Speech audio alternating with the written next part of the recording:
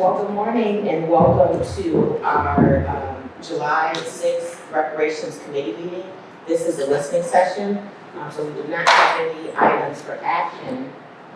As I checked. We do have one minor action item. But today we are here to listen, to share updates, clarify, give accurate information, take feedback so that we can continue improving our process and our outcomes and remedies. Welcome all. We do have a quorum. Thank you to the committee members that are present. Thank you for your leadership. And we will I'll call this meeting to order. We will open now with any announcements. Are there any announcements from the committee?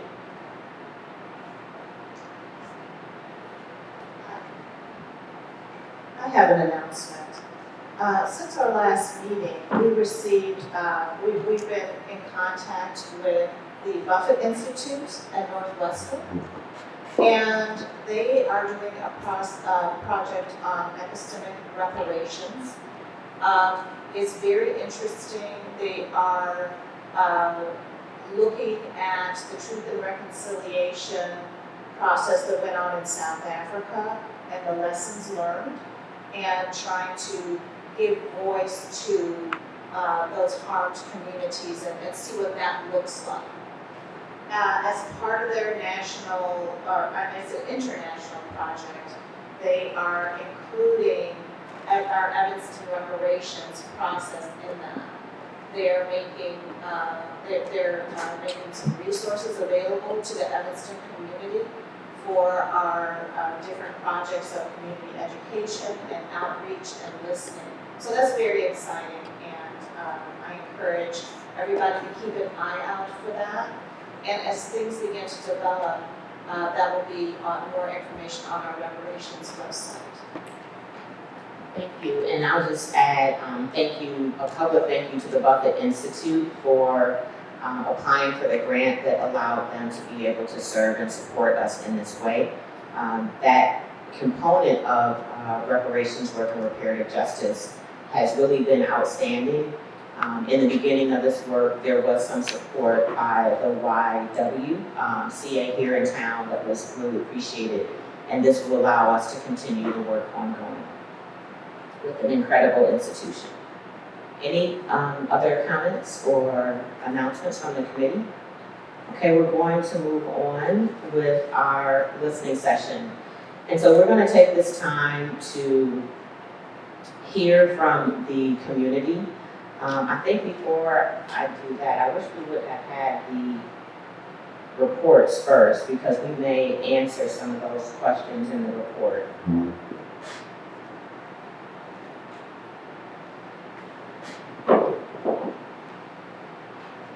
Let's do it this way. So we're here to listen. The process has to be informed by the community, particularly by the Black community, that's been harmed here in Evanston.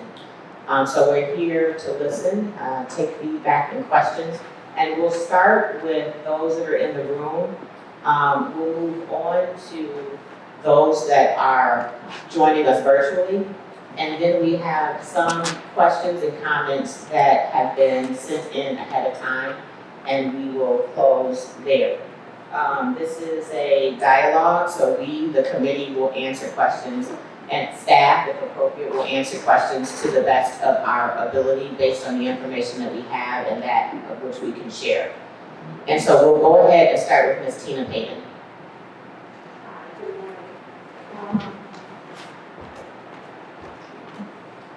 Good morning. Yeah, you probably could answer some questions if you had the paperwork.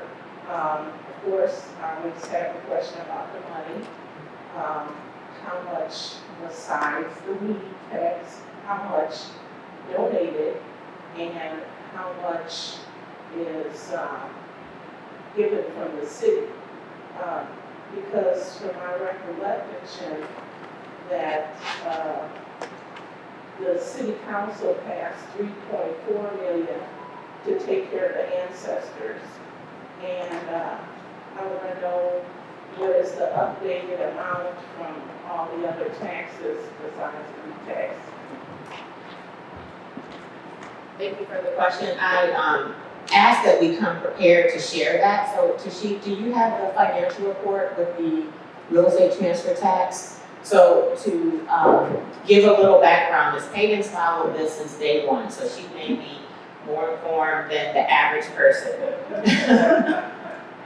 The revenue for the repair is coming from a few places. Initially, $10 million from recreational cannabis sales tax. And that was slow moving, more slowly than we had projected because of state law and dispensary licenses. And this work has only been funded by one dispensary that we have in town. Is the other one open yet? September, thank you. We have another one that's opening in September, I think it's on Howard Street. The next revenue source has been community and outside of the community support. That's really been trickling in, and Tashik will be able to give us an update on what that is. It's nominal based on the need that we have. And then an exciting milestone achievement that we made was to include real estate transfer tax, but it's not all real estate transfer tax. It's the graduated real estate transfer tax on properties sold above $1 million in town. And so Tashik can share that information. There are no restrictions on that. So as to the real estate transfer tax, we have 1,188,000 donations.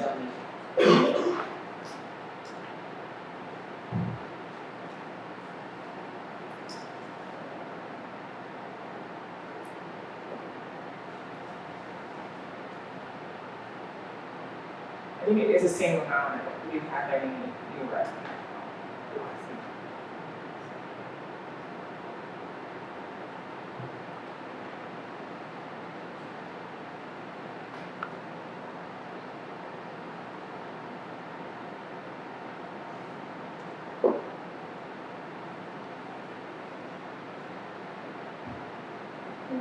Okay.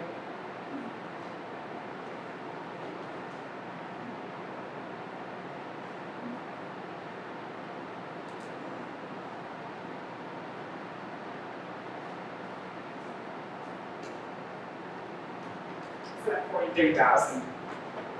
43,000. Private, yes. No, that's cumulative in the donations.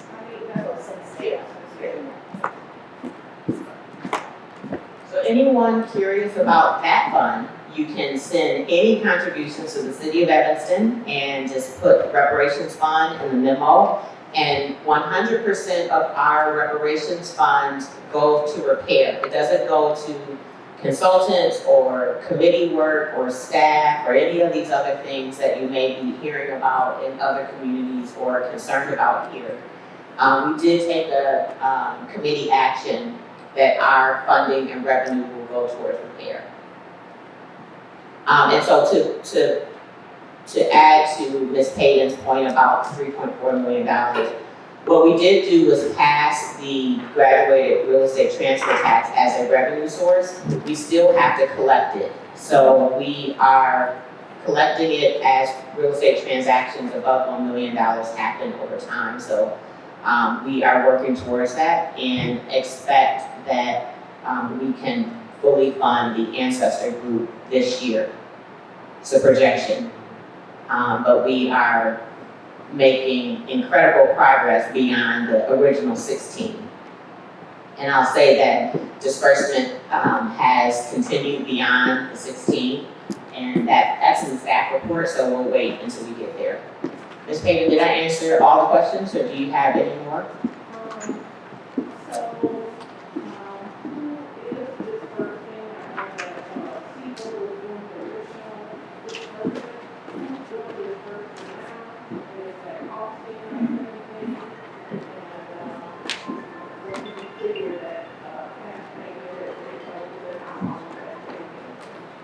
Do you mind, because that's part of the staff report, Do you mind if we wait until we get to that part of the agenda? Perfect, so we're gonna cover who's the process, who on staff is supporting that, who has been dispersed, what options people are selecting and so on, and that will happen after we get through this.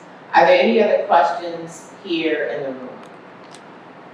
A lot of folks observing, and we appreciate that.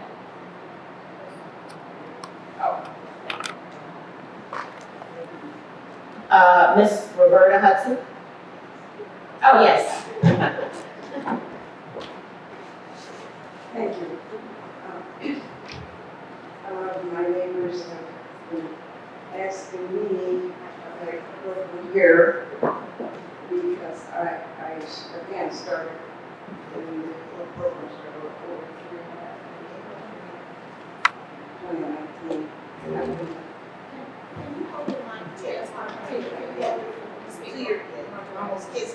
so a lot of the questions have been answered. Cindy, you answered her question. But a lot of the neighbors know that I've been attending, and they're concerned about how things are being allocated. Some of them, so some people are getting numbers that are higher than theirs. They're been known to get their reparations or back together. And they wanted to know what order, because when they thought the lottery was spending they thought they had lower numbers, and they heard that others are getting attention with higher numbers, and they wanted to know about how that worked, and they also wanted to know about the accounting and the ability to give a report on financing, so that they'll be enlightened as to what the program is doing, Thank you, Ms. Hudson, for the question. Thank you, Tashi. Staff is going to answer that in terms of process and order. Yeah, so staff, city staff, we have a goal of getting to 90 folks. There are 30 individuals that are doing the home visits, and that list is split between the 30 of them. So it could be that we're staying at that 90, but it's just that the list is split between 3 folks. So some folks will get it earlier. Everyone will be addressed 1 through 9. Could you just talk about how many people have been seeing this thus far? Because I have had calls from residents who have had their visits. It is in the report. I think the number is 47. And I'm getting ready to go through my application. 48. 48. So to clarify that, and I love that the community is paying this much attention and has eyes on every part of the process. So what Tashik is saying is that there is funding for 90, and 90 have been identified, so 1 through 90. And that process happened, for those that are new to the process, it was previously, it happened, there was a random selection process. So all of the ancestors, numbers 1 through, was it 4? 1 through 90. No, the ancestors, how many? 1 to 4. No, how many ancestors? 140? 140. 140. So 140 of the over 600 applications were ancestors, meaning they were directly harmed, meaning they lived in Evanston and are Black, lived in Evanston between 1919 and 1969. And 140 of our applicants qualified as an ancestor. So 16 have been dispersed. Everyone in the world has reported on that. And thank you for holding us accountable to accelerating disbursement. But now we have identified the numbers up to 90, and they know who they are. They received a letter, they know what their number is, there's no question about what number they are. So what I'm hearing is that staff has split that up, and some may have been able to schedule their home visits earlier than others. Some are coming in the center to the Civic Center to do their visits, like Ms. Janika Wade. Testing, well, like Ms. Janika Wade, is going down now to meet with staff. So that's what's happening. But I've been hearing from community residents too that have had their appointments and have decided on what they're gonna do, and some that have received, their reparations and so on. Does that answer the question? Can we just clarify that that means, I take that back to there is one reason, one of my neighbors has a sister in the next block, and her number was much higher than the neighbor in my block, and she was saying, how did my sister get called, and she didn't.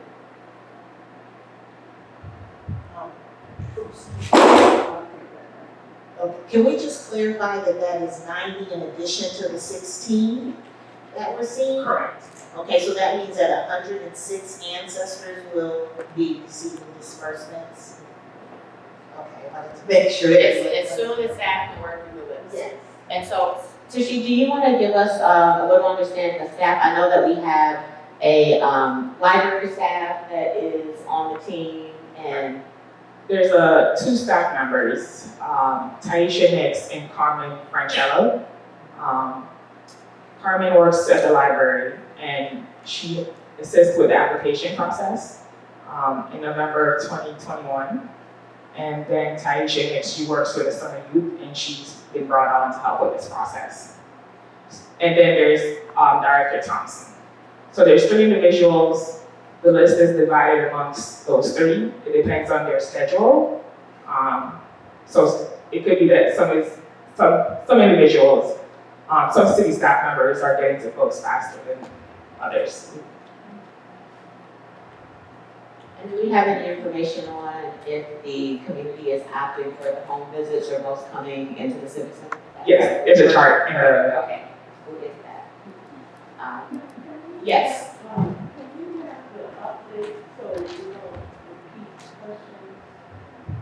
Sure. We'll do a summary of this meeting.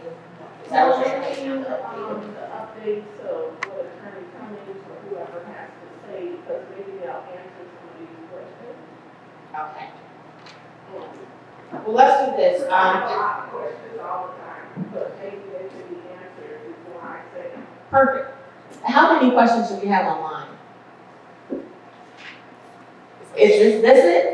the sheet that I gave you. Oh, okay. So there's no other ones in this? Nope, that's it. Okay. Well, I heard, someone text me and said that the chat is disabled, it's something, I don't know. It's in webinar, I think. Correct, it's in webinar mode because we had, hackers that post pornographic content through the chat, so the chat is disabled. So, For the next time, that maybe people should know that, because I think a lot of people are pretty much people there is a question. If they signed up, they'll be able to. Yeah, so when they go to register on the Zoom, there are 2 questions, whether you want to speak, you're coming to the meeting, you want to speak in person, or if you're going to ask your question online. So they signed up to say they're going to ask their question online. So that's the list the committee members have with them.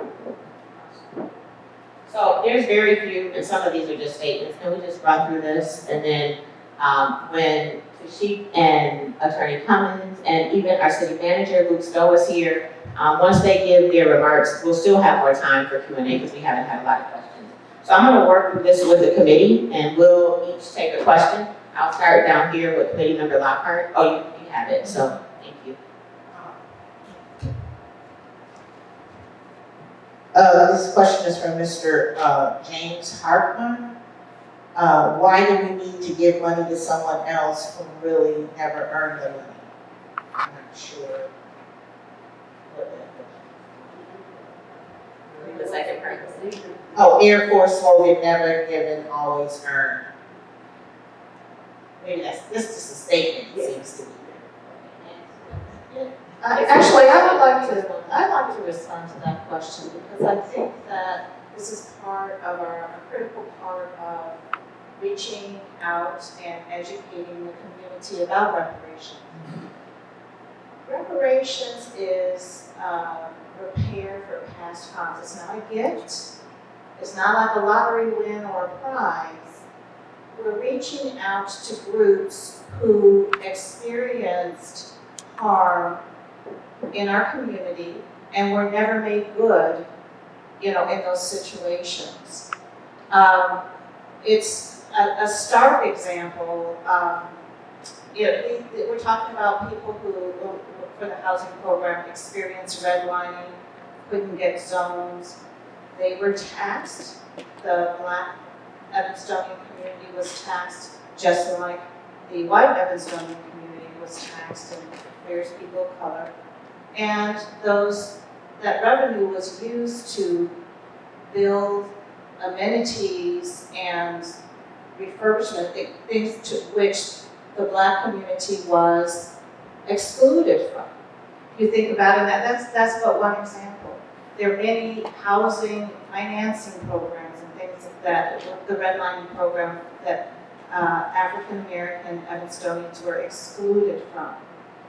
And that is a key part. So I think we can see it very specifically with ancestors.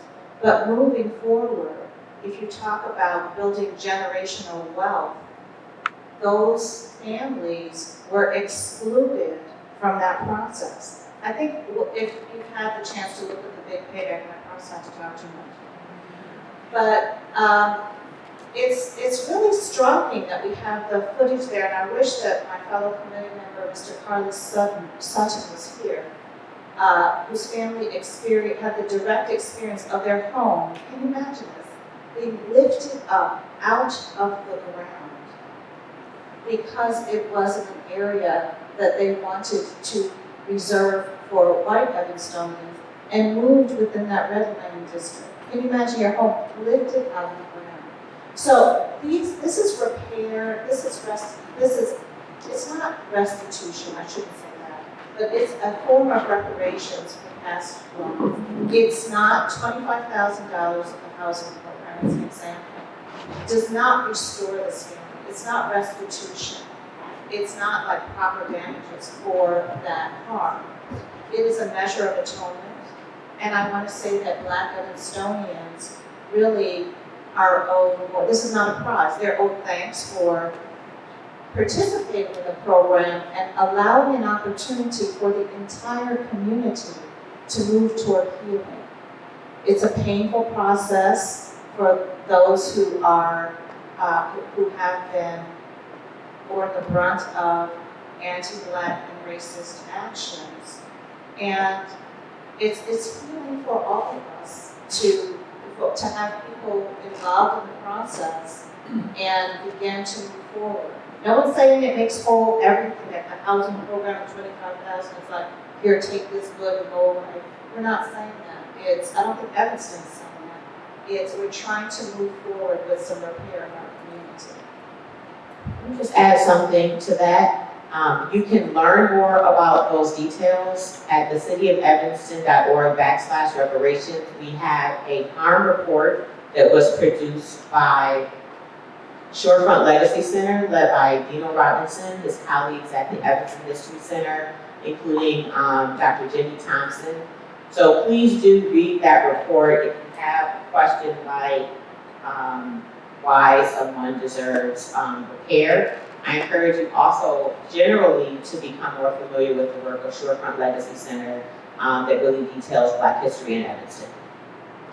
There are other resources on the Reparations webpage that you may want to become familiar with more nationally in terms of anti-Blackness, the harms and legacies of slavery. We're looking at legacies of slavery. This is the slavery reparations. 1619 Project is on there, many other reports, journalism, scholarship that can be helpful in understanding the case for reparations.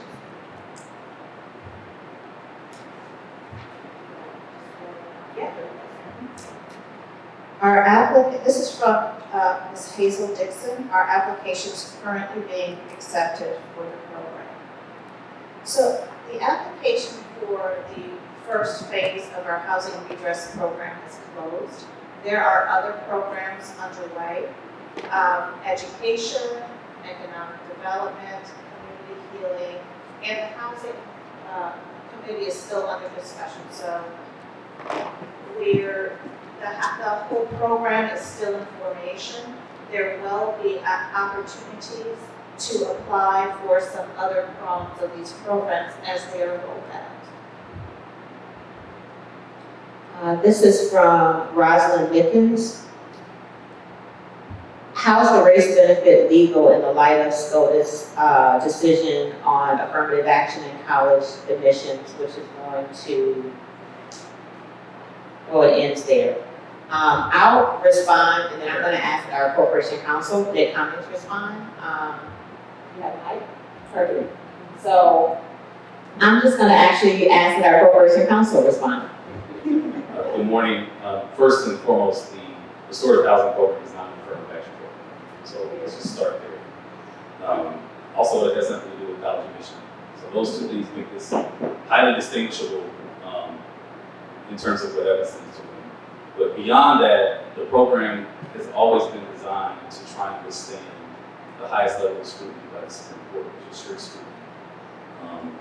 I've had very public, open battles with various members of this committee about it. So it's no secret that we have tried to make sure that even though Evanston has tried to offer restorative justice to a very specific group, it has always been based on the compelling interest of the city, and the program has been designed to be narrowly tailored to address that specific problem. So I don't believe that the Supreme Court's decision regarding affirmative action will impact Evanston's work at all. However, that's yet to be determined, I guess we will see.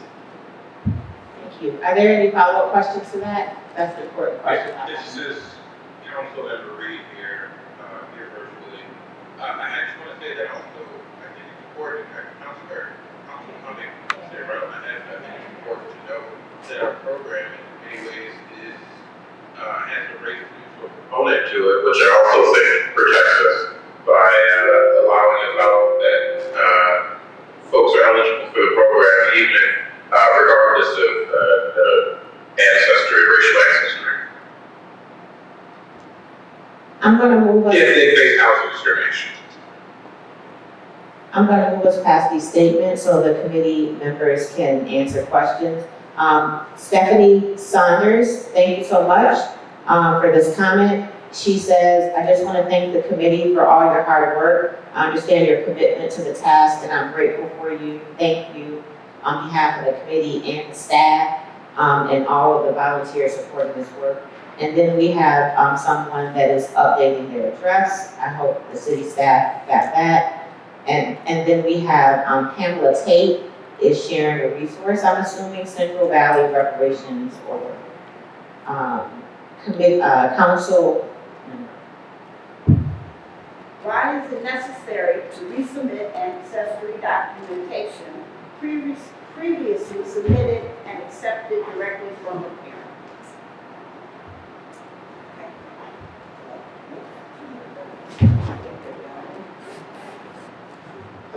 Okay, there we go.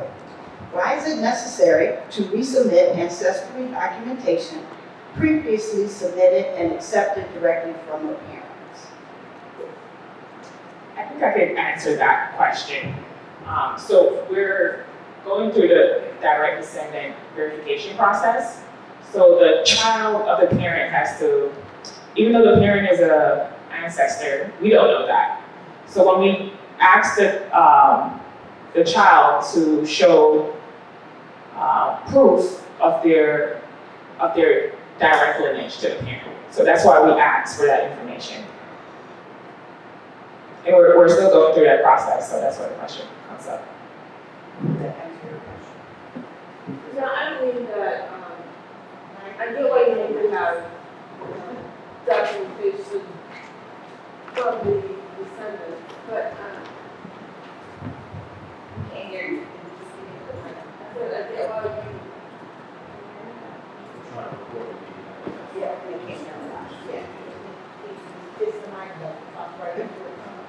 I get why you need the information about the connection from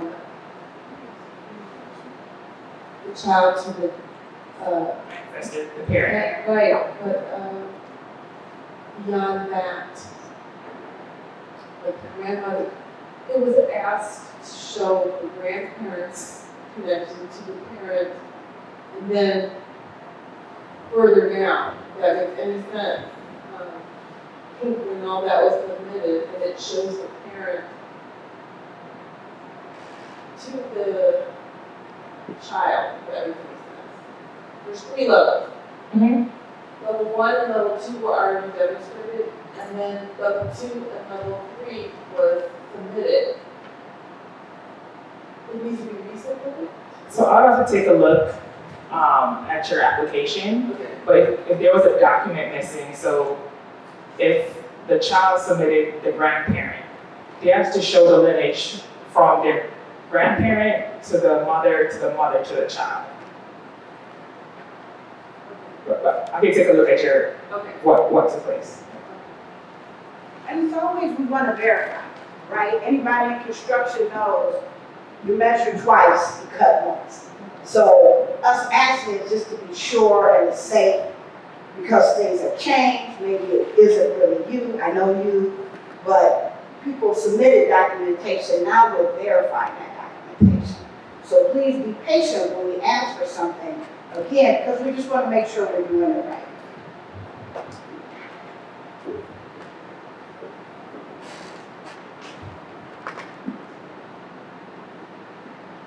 Tashik, this may be another one for you, but I'm happy to. So if you have a ancestor, individual in the ancestor category, they passed, you're the husband or the direct descendant, the family can claim those reparations funds. I think if they There's a form that we've created, correct, that allows the ancestor to designate someone as a recipient. yes, that's correct, but this individual, the ancestor died before filling out the form. Nick asked Nick to provide her. So, if someone passes and they don't have a will, it's not really, I guess, complicated, but, and I know that committee member McFarland deals with a lot of probate stuff, but if they are married and they don't have a will, whatever benefit, like the city has already selected them, they've been given a number, they've been visited, they've made a decision as to what it is that they want to receive, how they want to receive the benefit. That benefit then passes to their estate, most likely their spouse and any children that they have. If they are not married and they pass without a will and they have not used the designation form or all the other gave this, again, it goes through probate. The city is still obligated to pay the benefit, provided again, we've already, gone out to visit them, they made a selection in the stall, and the thing that's taking the longest is actually the city disbursement and not necessarily visiting. If they haven't been visited and they haven't had a designation, that's a different conversation. But if Tashik and other staff members have gone out, they've checked the box of what it is that they want, and they pass before we have an opportunity. They pass before we had an opportunity to disperse, then it goes through the probate process. I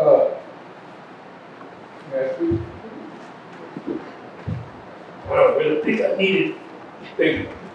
That question was and as I have stated before, it's up to the committee and the city council. Because I'm very proud now to be recognized, even though this is not my birthplace, but I'm proud to be recognized as the California.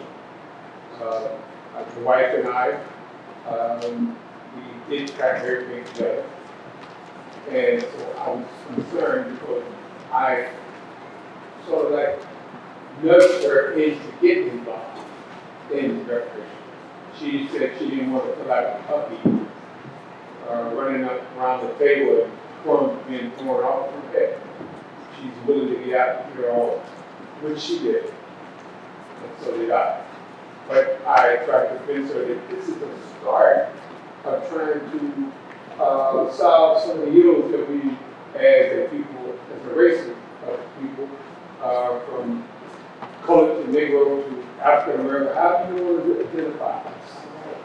We are a victim of not being given equal share or opportunity to get a start in trying to improve the quality of our life. So I wanted to convince her to get involved. That question is me. I don't want to send it to you all because I have not been given informed or notified of numbers and everything like that. But like I said, I'm patient. I am just honored to be a part of this process. I've got my share right now. Whether you want to give me a few thousand or not, I could care less. I'm just proud. I'm proud to give whatever. Thank you, Rob. I mean, sorry. Thank you so much. And on behalf of the committee, our condolences to you and your family. And if you haven't spoken directly with Tashik, recommend that you do so, and she can direct you through more of that. Tashik, were you?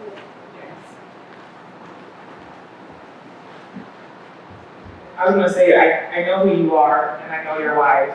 She's just further down the list. She is the ancestor on the ancestor list. Okay, we're good. I wanted to recognize our elder, the great committee member, Carla Sutton, has joined us. Because you weren't here earlier, so I wanted to make sure everyone knows that you're here. And another important elder, Miss Charlene, came in with the royal purple. If you didn't see her, but she came in, Mother Charlene. Just wanted to recognize her as well. And committee member, I'm sorry, I just love the elders, you know. I'm sorry, our wonderful, amazing Fifth Ward Alderman, committee member Bobby Burns. I say my royal tan on. Royal Tan, yeah. It has joined the meeting, and also the grade 8 council member and committee member Devon Reed is joining in virtually. So we do have a full meeting today. And so I'm gonna move us past this next one, which is Michael Mason is trying to understand more about the reparations program. And Michael, I hope that you're here joining us. Since the first step is to be directly informed by attending or at least viewing the meetings that are always online, recorded, meeting minutes if you prefer to read them. And then our next question. Is this Mr., I can't read the first letter, Emar Randall, but this is similar to a previous question. I live out of state and would like to apply for reparations. And as Claire stated earlier, that process has been closed for the restorative housing program. However, other programs are being looked at, and once those are available, the community will know. Madam Chair, if I can say Yes, so originally, and again, that determination of whether someone who no longer lives in Evanston can apply for the program and receive the benefit is going to be the determination of this committee and the recommendation of the city council. But I will say that when the program was originally developed, the compelling interest that it's trying to achieve is here in Evanston, not in Jackson, Mississippi, or San Francisco, California, or Phoenix, Arizona, wherever people may have migrated from Evanston. The idea was to try and repair the harm done here in Evanston, and the goal was to try and get Black folks to move back to Evanston, which is why the housing program was quite designed. So you have to go back to the original subcommittee and study those records and see some of that history to understand where I'm coming from with that. I've been fortunate enough to be here since then. But that's going to be up to the committee to make a recommendation to change that to city council. That is what is so desired. And can I add a little something? I would just encourage people to stay tuned though, because with the housing program, if you were an ancestor or descendant and you had moved away, if you prove that connection and were purchasing or dealing with a property bank in Evanston or seeking to return, that may have been an opportunity for you. So that's a dual, if we talk about community repair, we're repairing the family. We're also our Evanston community, we're welcoming somebody back that, for various reasons, not least of which may have been an unwelcoming environment, may have moved away and now may consider rejoining our Evanston community. So that they would have been, an out-of-state person would have been able to apply for that housing redress program. When will you be accepting new applications? Oh, is that what you were doing? I think we don't have a definite date. Well, we do not have a definite date on this. The other programs are under development, and so as we complete those, and then that will go through. We saw the time frame of the housing redress program. That will have a similar trajectory. This is Charlotte Hilton. I registered for the program, however, can't locate my ID number. Will you please send it again? Thanks. Tashik, could you have one of your colleagues? If that happens to anyone, if you're out there and you lost your letter, the city does have record of it. Please contact Tashik her here at the city for that information. Oh, I didn't see that. This is our cheerleader, our ambassador, Ms. Vanessa Johnson McCoy, and if she were here, she would cheer and clap and smile. Your work and efforts are appreciated. And that concludes the questions online. I want to just invite our city manager, Luke Stowe, up to just share a couple words or anything that we may have missed or any way that you want to inform us. It's important to know that we have a city manager form of government, and without the support and commitment and investment from our city manager's office, we would not be accelerating our program, our commitment in the way that we are. This work has seen 4 city managers. Each of them have been committed. What's really special about Manager Stowe is before his appointment to city manager, he was on staff and supportive of this work. Suggesting, ways to make it happen, and he's continued in that commitment as he's been city manager in various ways, using part of his city manager budget for different things that the committee has needed, including our outreach to the community. We've been in community, committee member McFarland and I have seen some of you out tabling, just giving more information. He's been directing staff, and I just wanted to take this moment to thank you, Manager Stowe, and let everyone know that you can also contact City Manager Stowe if you have any challenges, concerns, questions, any of that, because he's that type of city manager. So. Good morning. It's a pleasure to be with everyone today. And thank you, former Alderman Simmons, for your leadership. I appreciate your comments. I just want to say thank you to everyone for being here today. I want to thank our current council members and our committee members so much for all the work and energy and the passion that you bring to this issue. I also want to say thank you so much to Tashik Kerr, who works tirelessly, as you all know, on this issue, and just really appreciate your leadership and the management of this program from a staff perspective. And also want to take an opportunity and thank you, Nick Cummings, as well, who's been working so hard for many years on this initiative. And also just want to take a brief opportunity to introduce Liam Bird. Liam is our new city staff manager of organizational performance and equity. He's been with the city for a couple of weeks. If it's okay, I'm just going to allow him a chance to introduce himself. It is a new role. Sure, yeah, so it's a newish role, yeah. Some of you may recall Pat, who used to work at the city in an equity manager position, and we have brought this position back. And very pleased to have Ian in this role. I just wanted to mention that to introduce himself. Thank you. That's right. Thank you so much. It's great to be with everybody. This is some really exciting work happening. Part of the reason I decided to join the team.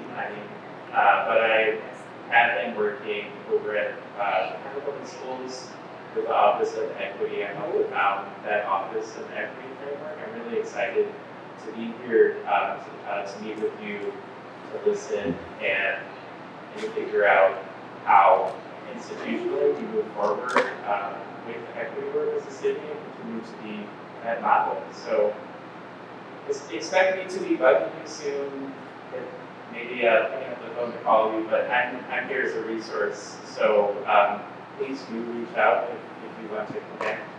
I'm just getting my feet underneath it right now. This is week number 3. So this meeting is definitely music to my ears. Thank you for including me. And I'll just close by saying thank you again, Robin, for your comments. And please note, as Robin said, I am here to help in any way I can and be supportive going forward. Thank you for that. Your email goes. Oh yeah, absolutely. It is.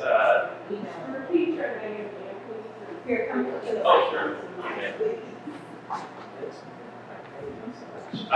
You should have a listening session. I would love to. Yes, saying that. I will definitely like to. So my name is Liam Bird, LIAMBIRD, and my email is LBIRD at cityofelvanston.org. So yes, yeah. Oh, my phone number. I should know that. It's not on my radio. 448 8009. That's right. Perfect Council knows my phone number. All right. Thank you, sir. Teamwork. Yes. Okay. Thanks, everybody. Thank you. I would imagine you're staffing that, the Yes. Equity and Empowerment Commission? Yes. I'm going to be. I still have not met with Equity and Empowerment Commission, but I'm definitely looking forward. I've just been looking at some of the historical archives that I will be very closely involved moving forward, along with Chief. Awesome. Thank you. Thank you. And then also for those that are new to observing our work, our staff lead, the woman that makes it all happen for us, is Tashik Kirk. And you sing Tashik today. Please do recognize the sensitivity of this work, how complicated each of us are. I'll speak for myself, I'm very complicated, and she deals with all of our personalities and our schedules and all of the community and everything. And somehow she does it with a smile and it's very pleasant. So Tashik, thank you. Thank you. And do something, send her to a spa day, something like that, seriously, because you probably don't even fully understand the weight that she is carrying dealing with this work. Seriously. A spa day a month. Okay. And so we did have, thank you for bringing to my attention that we had 2 folks that are here that said they wanted to make a comment, but it's not on here. So we have Mr. Bennett Johnson. Yes.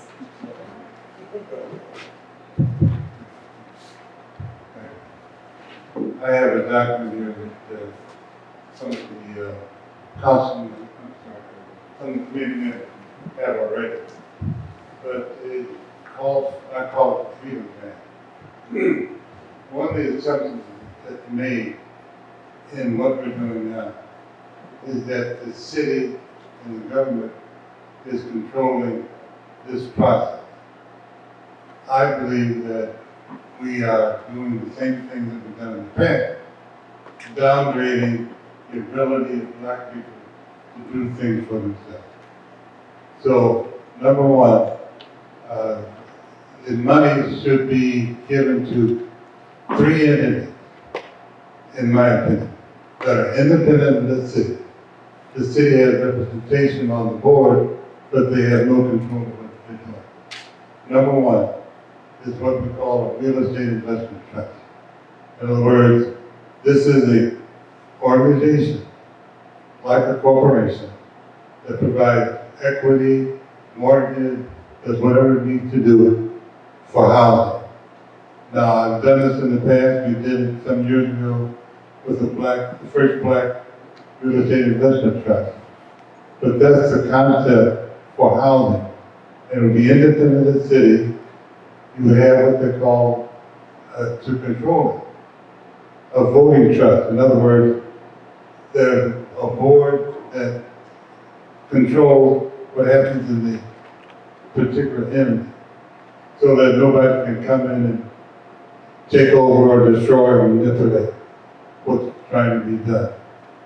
The second entity is a venture capital group. Again, separate from the city, has a voting trust again that controls what happens in the group, but it helps for businesses or any kind of business or private, someone they want to go into.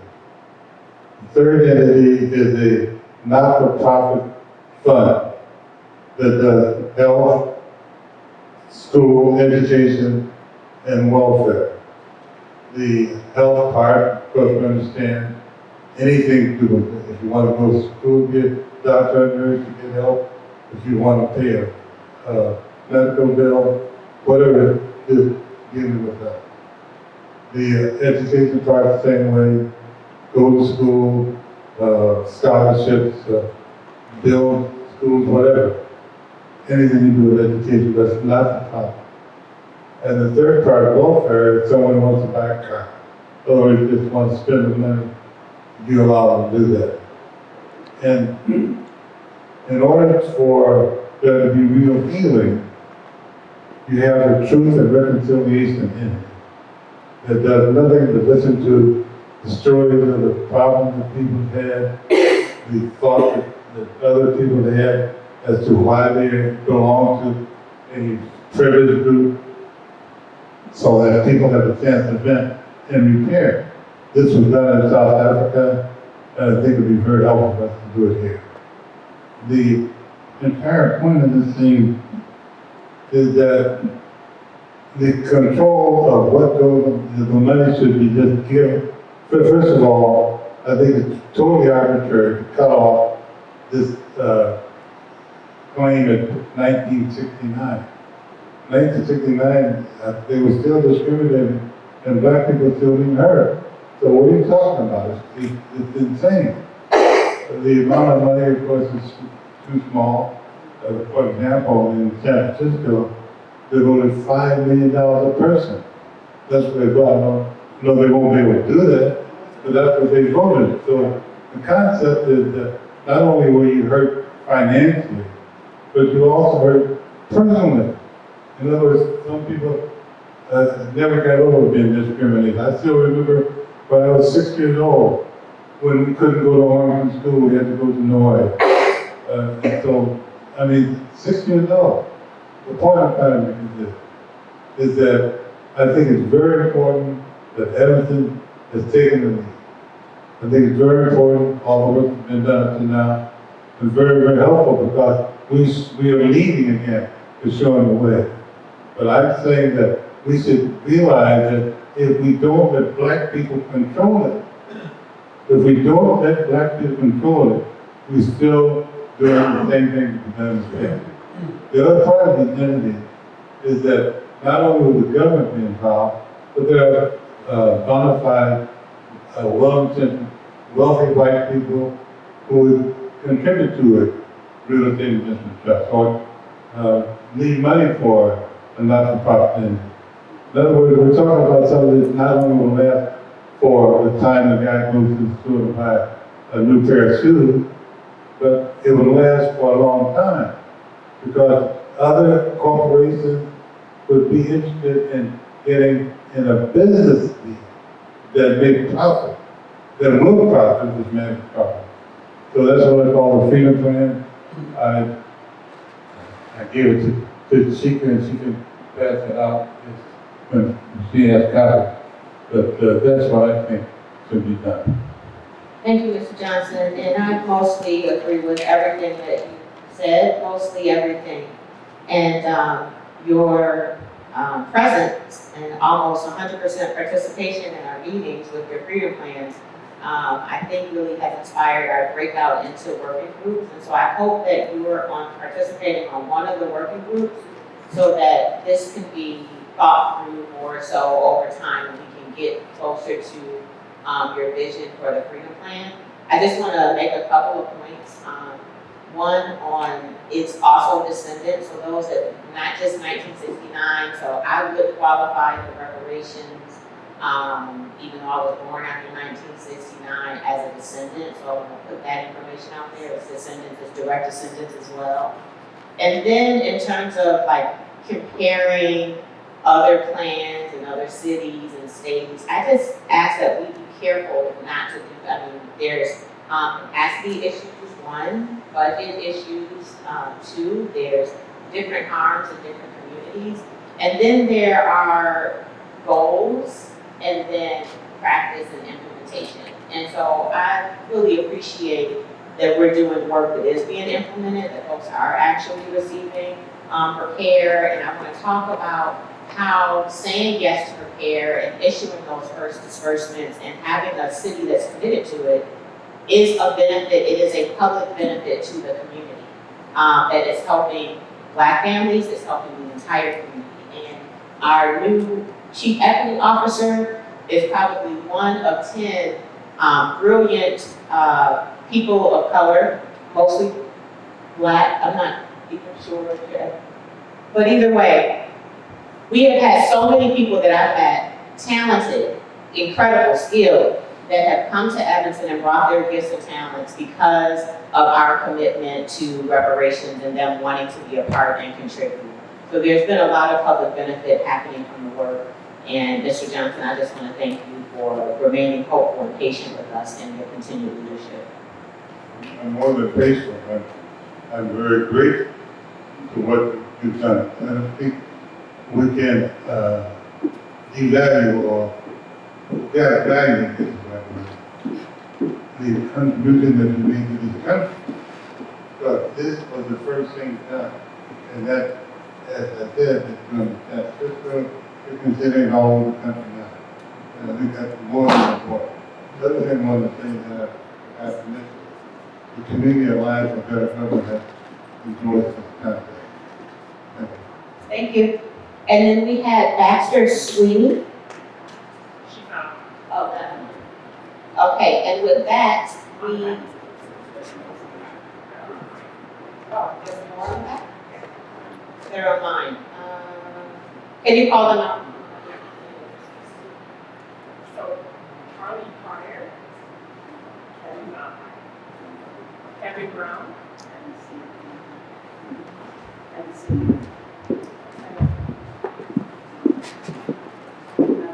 every other. Yeah, can you hear me? Yes. Yeah, I'm appearing on behalf of the Community Alliance for Better Government. Again, I want to thank the committee for the work that is done and progress that's made. And although, you know, it's a challenging process, there's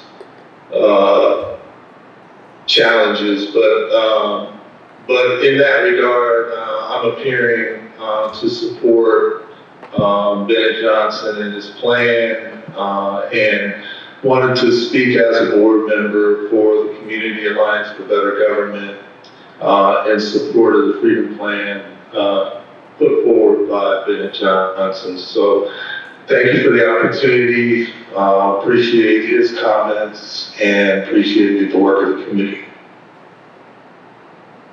Thank you. In that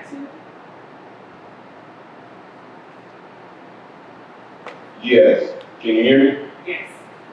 Yes, honestly. I'm so sorry. Yeah, I'm calling on behalf of Anne Green, who was one of the ancestors, and she's having work done on the house. And I'm just making some suggestions because as I realize, we have major construction done. We have entire work based on the house. And some things have happened, dirt collapsed around the house, and there's disputes. And they're telling me it's done by code, we don't have to do this, even though that was there when it was there. And so there needs to be a mechanism in place where people can actually go get some consultation. I know we suggested affordable housing, we followed that suggestion, we went with them, but those are the individuals we're having a discrepancy with. So now, I assume that affordable housing was suggested because it was to help those individuals that don't do construction all the time to get some guidance. Well, now that you have an issue with affordable housing, where do I go? And some people want to get things done and they're not sure how to assess whether the people are doing the best work or not. And that's kind of important because your house is a nest egg for you, and you don't want it to be messed up. And yeah, it's a big dispute online because I'm trying to monitor what's going on in my house. They didn't show up to work today because of the dispute from yesterday and 3 days ago. Gas lines have been broke and all kinds of stuff, evacuating the house. And they keep saying, well, that's code. And we can do it that way. And I'm like, is that true? And I have nowhere to go to. I'm trying to figure out how to resolve this issue now. And I've talked about it with Ms. Kerr, and so we're going through the process, but it would be nice if there were some other resources for us to go to if we decide to do this on our own. I went through affordable housing like a suggestion. If I had to do it again, I probably would. But then once again, I'm out there on my own. And so, Hi, Nancy. that's the question I want to know. So we did speak yesterday, and I reached out to our community development department. Also, with the restorative housing program, there were two options. One was for the ancestor, your mom, to choose either homeowner managed construction or to work with community partners for affordable housing. She chose community partners for affordable housing. So there was always that homeowner managed option. So, but we are gonna, I did speak to community development, we are gonna send someone out to take a look. Yeah, well, We had that. there were those two options. But if you don't know what you're doing because you don't understand certain things, you gotta choose the one where there's some kind of safety net, which what we thought affordable housing was. Mm-hmm. And it just didn't work out. So, and then I'm saying, well, what's the safety net now? I mean, I hate to blow the $25,000 that you all gave us, but right now it's not looking good. Yeah. So the city is in the process of hiring a construction manager on city staff to assist with that process. Great. That was just my suggestion, that's all. Chair, I just also wanted to say, touch on the first piece, which was the new position of the hiring, and that was also good. Thank you for that. But there may come a time when there's a discrepancy or an issue that needs to be resolved, even with the person that assumes that role. And so I'm glad you reached out to Sheik, because Sheik is a resource, and then also every committee member is a resource as well. I haven't heard about this particular situation, but people have reached out to me directly, and we responded to that. So I just wanted to make sure that people understand that this is an active board. You can reach out to any committee member if there's an issue, at all, and we will respond to it. And then also the city managers. I mean, that's the role that the elected officials and the appointed people of the city play. Move it up the chain. Like I encourage people, if you're not getting a response from this person, move it up the chain all the way to the mayor and city manager if you need to. But it's been my experience that if you reach out to one of the people, you will respond. And I don't see Baxter online or Derek Williams. That's all the individuals that signed up. And I can see more of your, thank you.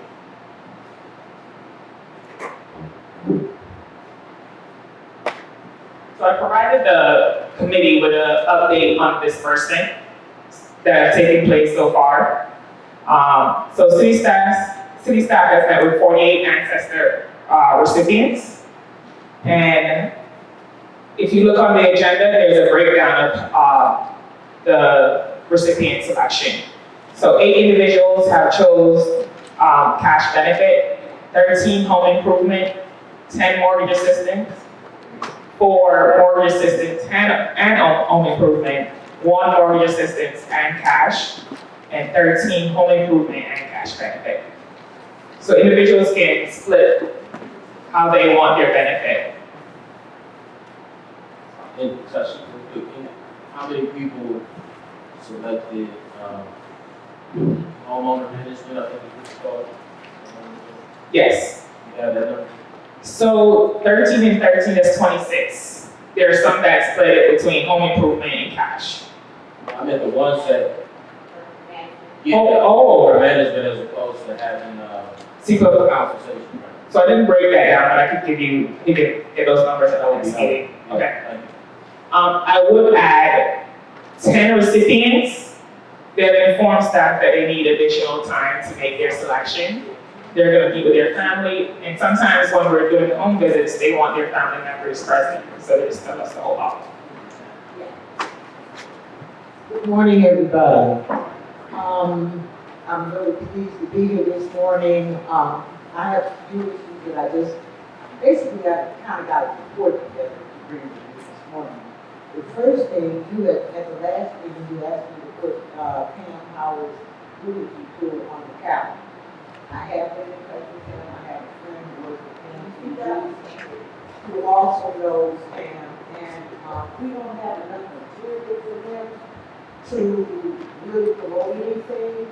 But the first thing I need to know is what things will be completed based upon reparations. So let me just add that you should be working with committee member McFarland on that. On the unity Where? Because it's under that committee. Oh, I see. Yeah, and then you guys will choose the date that works for you and promote it to the community, all that. Oh, okay. Yeah. The other thing, there's a lot being said about the money that's available, and that's all good.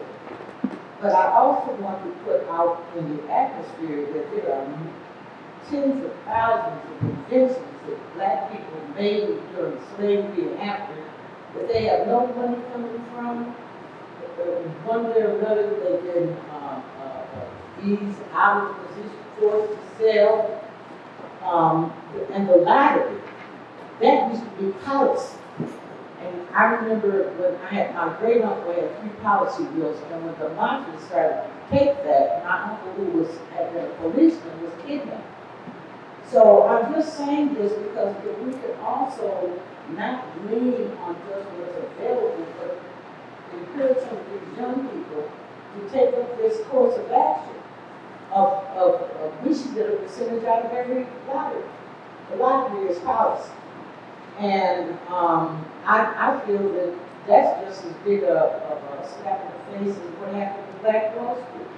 It's like when you're black and you come up with something, the misinformation is that we were too stupid to do certain things. We all know that's not true. Because it was a time the only universities in the world were in Africa. So we have to be very, very careful. Especially, I have so much confidence in people in Africa. Because whatever is going on here, wars and all, the good things that are happening here are not happening by accident, and it's happening across racial lines. The other thing I want to say about the control that people are kind of uncomfortable with in terms of managing the message and how this is unfolded. I worked did a lot of work on the Underground Railroad up in Michigan. And I had an opportunity to work with this direct descendants of those Quakers. Now, not all Quakers were abolitionists, but I had an opportunity. Then I had an opportunity to work with the grandchildren. The direct descendant was a beautiful, her spirit was beautiful, but the second and third generation, they had been beaten down, made to feel as though they were God lovers, as opposed to doing what God intended to do. So we do have to be careful across the line. How do we let this unfold? And I noticed since reparations came together, so they started finding nooses and all kind of crazy stuff. That's because of the step that was made across the line here in us. So we all need to be conscious of that. And I'm going to let it go with that. Thank you. Thank you very much for that. And I hope that recommendation has been passed along to the state of Illinois, the Illinois Task Force. I forgot to tell you that. Okay. Yes. I did contact, the chief provided me with, Cornell Wilson III. I contacted him. I contacted him, and I got responses back from two other people, a man by the last name of Nolan and another lady. I have brought all of that with me. So I also sent a copy of the communication that I had sent to Wilson to our state rep, Gable, I think her name is, Yes. as well as Senator Fine. Perfect. And I mentioned that not only was, we were encouraged as voters to legalize gambling because it was supposed to help education. So I said, I'm not only interested in allowing in terms of what it means reparations, but what are they giving to that? Was that another lie? Because teachers are buying toilet paper. So I was also concerned about what percentage of that was. So that's what I sent them in, and I have copies of everything. So I have one other person contact, which I will see. So all recommendations are heard. Those that are outside of our purview, I'll make sure, and we'll make sure that it gets to the right board or body. And with that, I think we are, yes. I just want to say one thing about the lottery. I work with Harold Watson and Lou Caldwell, and they constructed the lottery bill. And one of the things that they provided for, because the money was supposed, all the profit was supposed to go to education. So that's how it was done to begin with, and it was changed after, later on. But that was the original concept of the lottery. Thank you for the information, Ms. Payne.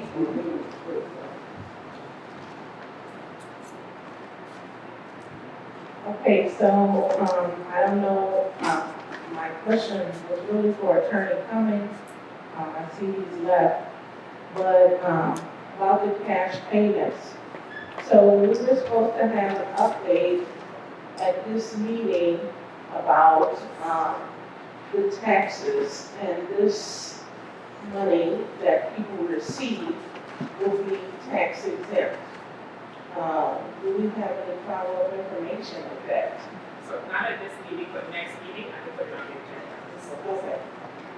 Also, I asked about the distribution, and if we're paying someone, who is doing the distribution? We have talked about someone doing distribution, for the money, and are we paying someone? And are we paying CEQA?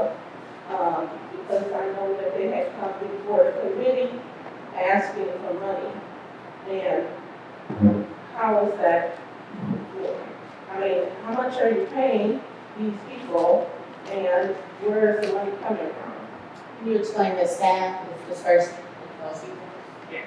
So for the cash benefit,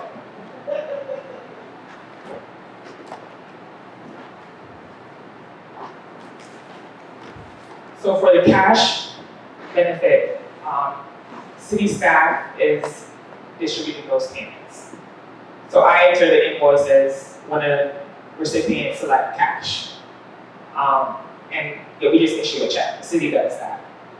For the construction management portion, the committee extended SEPA's contract to, I don't know the additional, there was an additional number like 6 or less than 10.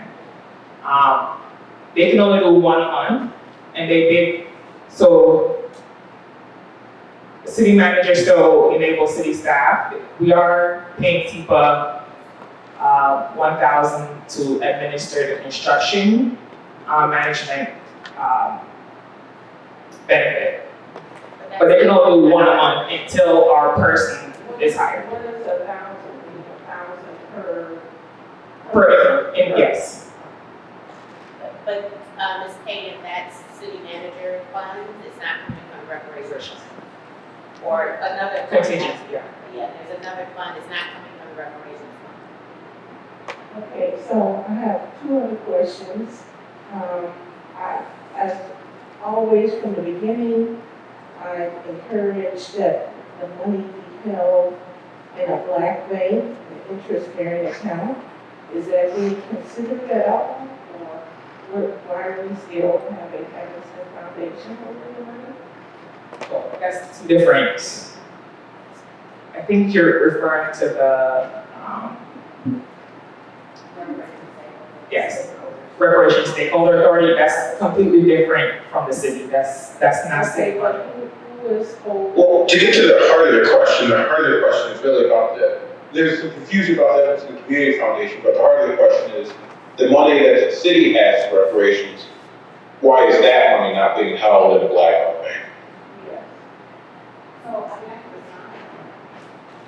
I fully support that. We have black-owned banks we've been engaged with. That's an administrative matter. So city manager still, if you could look into if we can separate that fund to another bank, we could take a committee vote on that. I think there's definitely support on the committee, but I don't know. Go ahead, you're gonna say something else? Oh, I was just gonna say, I would move that we have that on our next agenda, that we vote to give, authorization or recommendation that the city manager move those funds if that is needed. I second it, so we'll have that on our next agenda. Thank you. Okay, so my last question is, I know that the mayor has talked publicly about his family receiving reparations, and I've made a request that he comes and talks about his experience or his family's experience that received reparations, because I think it's important to know that other persons besides Black people have received reparations, and that their experience about receiving reparations and what that meant to other people to help us as a community and Black people. So I would encourage, I know, Chair, that you have been on other platforms and been together with the mayor who has discussed about his reparations in the Jewish community. So I would encourage that you would have him as a speaker at some time. I love that idea.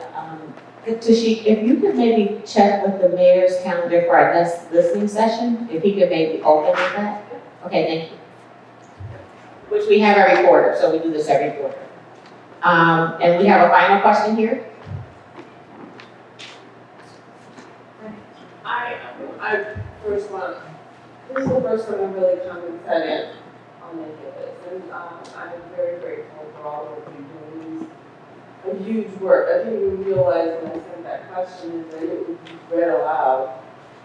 Because I had small questions that we just gave us. But after sitting here and listening to everyone here, has there been any consideration not to add to the workload, but to capture some of the stories and put them in a publication that can possibly be put on the market to bring in more funds, but also lend additional understanding of what the experiences of many of the people were, so that people have, that are uninformed, have an idea of the pain and suffering that was included. And then that way, that publication can then give back to the reparations program. That's a brilliant contribution, brilliant. And my hope is that in my early discussions with the Buffett Institute, that will be part of some sort of documentation process where it could be sort of oral or documented otherwise, but the committee will be working with the Buffett Institute for something along those lines. And please do, if you want to be a part of thinking through that, please get in touch with Tashik and we'll make sure that you're included in that very important idea. There was one more thing I was going to say in response to something you said, but it might come back to me. 1 second, Mr. Johnson. Ms. Hudson? I think we have a good reward development, so I'm gonna go here, if that's okay, you know? Yes.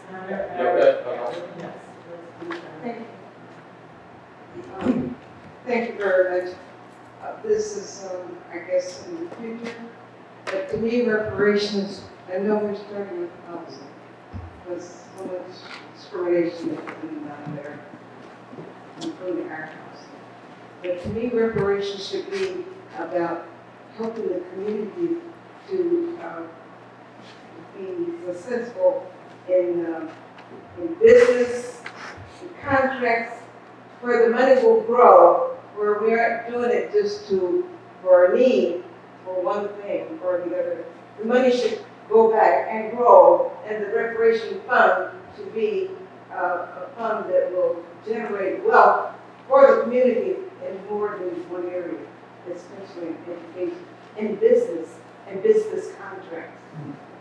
Where there is a tremendous need for Black businesses, manufacturing, high-tech companies. We need to make the money grow, not just for a need for now. Yes to that. Yes to that. We have a comment here or a question? No, here. Oh, Here. you wanted to, I know you wanted to probably respond to the publisher question, as a former or current publisher, is that correct? do that. I'm new, let's honor our. Whatever. Yeah. Maudette Blackley, I am new to this group, and I was not planning on speaking, I was planning on listening. But since I did have to take time off from work, a vacation day to be here, let me add my voice. In 1973, I lost my grandmother. And there was an article in the CCC News report. Militant young Blacks of Evanston, Aldermanic, and other political candidates might discover in Ms. Perryman's life a measure of courage and strength that proves that the right to live, the right to own one's own property and his own soul, and the right to survive our God-given rights, protected by the United States Constitution. Mrs. Perryman struggled to improve the quality of life for herself and her family, bought and upgraded a declining house at 1733 Homeland Court in the early 1940s. Although she was of limited educational training, formerly, her God provided her with the ability to see through schemes, plots, to rob her of her property as well as her dignity. She refused to sell her property to the city, despite pressures placed upon her by the city manager and his sides. She held out against selling the home into which she had invested all her meager earnings, longer than any other member of that community. But this voiceless woman of very little schooling denounced the whole mess as a plot to drive blacks from town and held her ground and her home until matters became so severe that she had to give up her home with its 4 productive fruit trees. So the city of Evanston could destroy it to make a park that you use. Maud Green Perryman was no lawyer or professor or doctor. She was just a nobody in the eyes of professionals. But in the eyes of her God, she was one who stood tall in behalf of her people. Accurately enough, she fought the same battle that we were fighting, that we are fighting. But this battle goes on, and all of the political candidates must address themselves to the ongoing fight. I kind of skipped over some, but I think you get the drift. And that's the reason why I can be here today. Thank you for this time. Thank you. Thank you so much for being here. Thank you for the sacrifice of your time. I remember what I wanted to add about your comment. We also, at our normal committee members, we open with a testimonial period. So if there's anyone that you know, this would have been a perfect testimonial period. We take time out to hear from community members just on their testimony, their message, their case for reparations, their Black experience, and that happens at every meeting that we have in this room. And then our final comment is going to be Mr. Bennett Johnson. Number one, Ms. Hudson, the concept of the freedom plan is just what you're talking about. The mother entity is the venture capital that will do help business grow and be permanent, not just 1 year, but for a long, long time. If we manage properly, it will be for decades. The other point I want to make is that the truth and reconciliation aspect of the freedom plan will publish what she's talking about. So it be inventing and a retelling story by everyone, that could clearly be done. Thank you. And with that, that concludes our listening session. Thank you all that have participated in person and virtually. You can pass along this information. It's online. Folks want to observe it later. And Tishi, pardon, the dinner. So we have some proposed dates on here for our reparations ancestor dinner and their families. It's held here in the Parasol Room. It is to acknowledge the families. It's a beautiful ceremonial dinner with some special acknowledgments for our ancestors. The dates here are possible dates that the mayor is available. I'm recommending that we get dates further out. We can't get everybody in this room. We need to have these scheduled every quarter. So I'm asking that you look at the calendar for the rest of the year for a future date as well, so that recipients don't feel like if they miss this, it's their last opportunity for the dinner. But if the committee wants to look at these dates for a next ancestor dinner and respond, that would be great. I'll have to get back to you. I have to check my calendar and get back. I can't respond right now.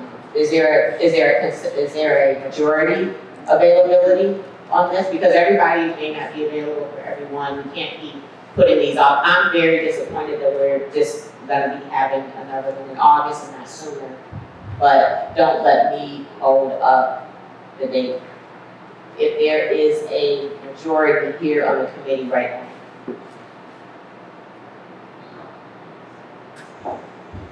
I agree with you that the later date is best. And so the August 25th date is the last date there.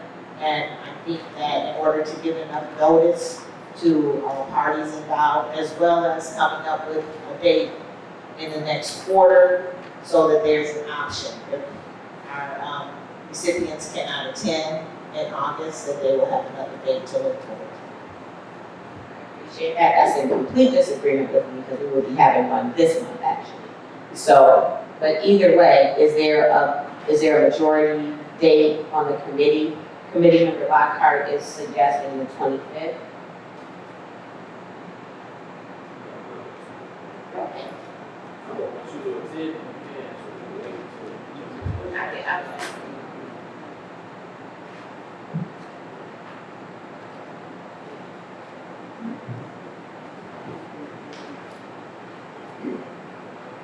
Oh, Friday?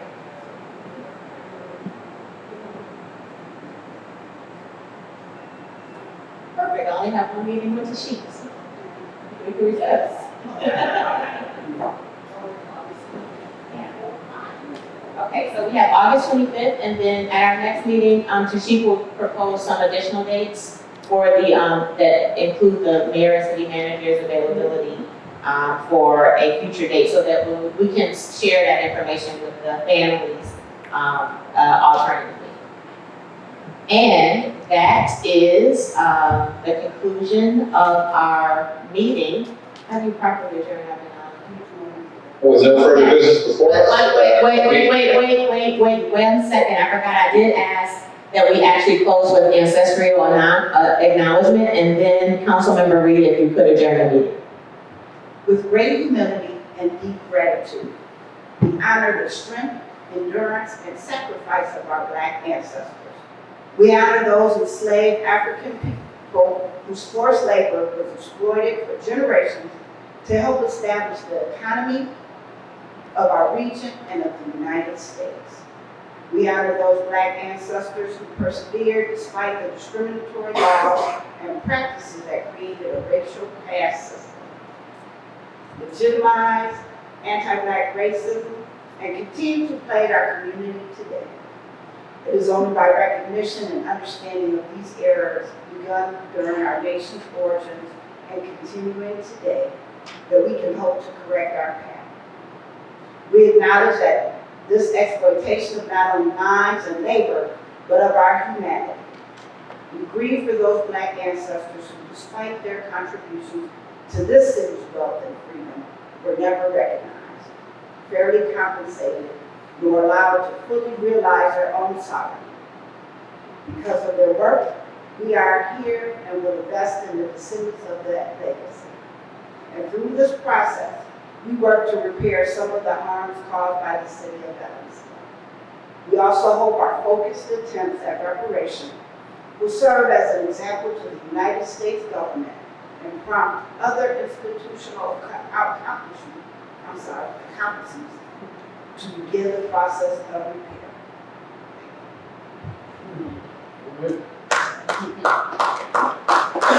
Chair, I was just telling you what you could say in the meeting, so that's your power. All right, this meeting Oh, is Mr. Chair, adjourned. I see. Well, then in that case, I will, there's no further business before us, this meeting is adjourned.